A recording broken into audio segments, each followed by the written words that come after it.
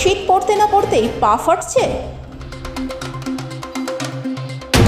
সমস্যায় ফেলছে ফাটা গোড়ালি। কয়েকটি ঘরোয়া উপায়ে পা হবে মসৃণ।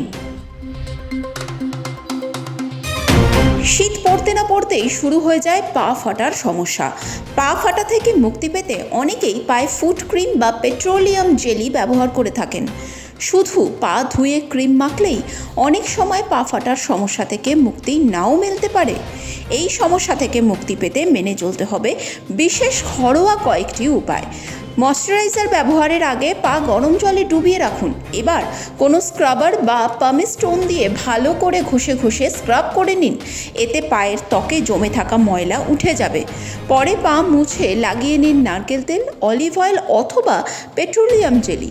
এতে পায়ের চামড়া হবে নরম, টান টান। আরও ভালো ফল পেতে মোজা ব্যবহার করতে পারেন, তবে মোজা পরার আগে পা মুছে নেবেন। ভেজা পায়ে মোজা পরা ঠিক নয়। একই সঙ্গে পরিষ্কার রাখুন পায়ের নখ।